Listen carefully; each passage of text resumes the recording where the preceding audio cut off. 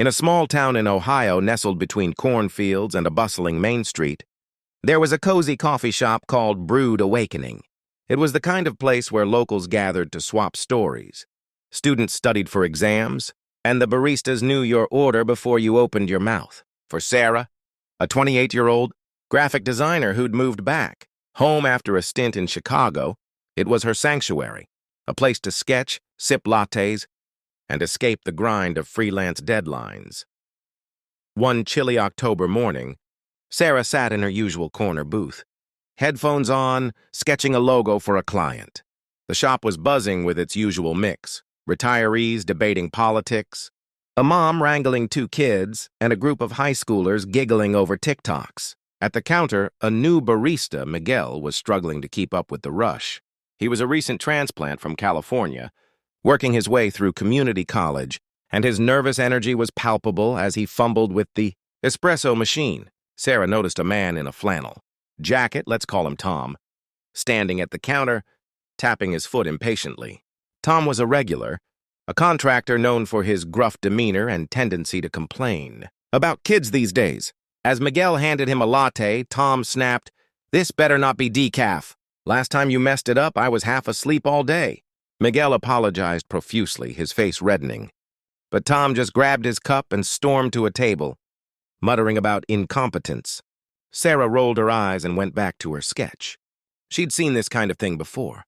People taking out their bad days on service workers. It was annoying, but not her problem.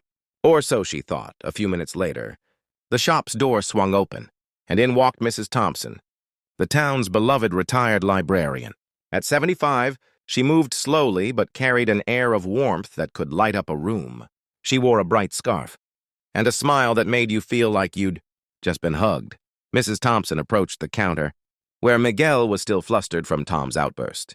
"Good morning, dear," she said cheerfully. "I'll have my usual chamomile tea, but no rush." "You're doing great." Miguel managed a shy smile, and as he prepared her order, Mrs. Thompson leaned in. "First jobs are tough, aren't they? I spilled coffee on a library book my first week working." "Thought I'd be fired," she laughed, and Miguel's shoulders relaxed as he handed her the tea. Sarah watched, charmed by Mrs. Thompson's kindness. But what happened next stuck with her forever.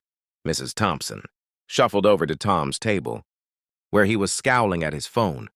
Sarah braced for an awkward exchange. Tom wasn't exactly the friendly type. But Mrs. Thompson sat down across from him, uninvited, and said, "Tom, you look like you're carrying the weight of the world. Everything okay?" Tom blinked, caught off guard. "Just a rough morning, Ellen. Supplier screwed up my order, and now I'm behind on a job." Mrs. Thompson nodded. "That's tough. You know, my husband used to say, when the world's heavy, a kind word's like a strong cup of coffee, it lifts you up. Maybe try one on that young man at the counter. He's new and he's trying," Tom grunted.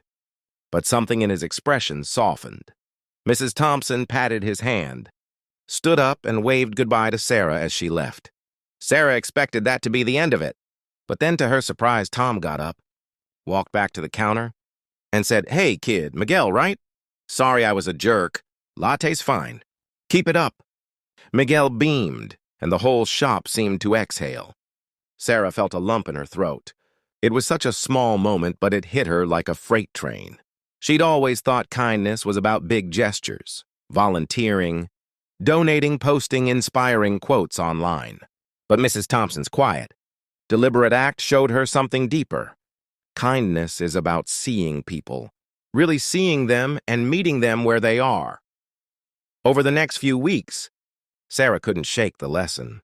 She started paying attention to the people around her, not just her friends or family, but the cashier at the grocery store, the neighbor who always seemed lonely, even Tom, who turned out to be a widower struggling to keep his business afloat.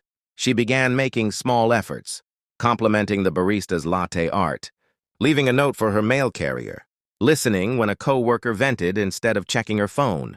One day, she ran into Miguel at the coffee shop. He was more confident now, joking with customers. "You know," he told her, "that old lady, Mrs. Thompson, she comes in every week, always says something nice. Makes my day. And that guy, Tom, he tips now. Like big tips. Sarah laughed. She's something else, isn't she?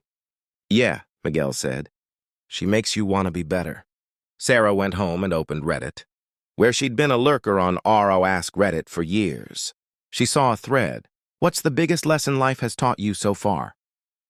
For the first time, she posted, learned this from a 75-year-old. Librarian in my small-town coffee shop?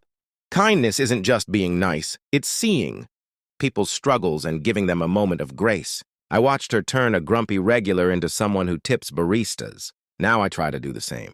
It's not about fixing the world. It's about making someone's day a little lighter. Thanks, Mrs. Thompson. Her post got a few upvotes and comments like, "This is wholesome F," and "Need more Mrs. Thompsons in the world." But what mattered most to Sarah was the shift in herself. She realized that in a country as big and diverse as America, where people are divided by politics, distance, and differences, small acts of kindness are what stitch communities together. It's the neighbor who shovels your driveway, the stranger who holds the door, the barista who remembers your name.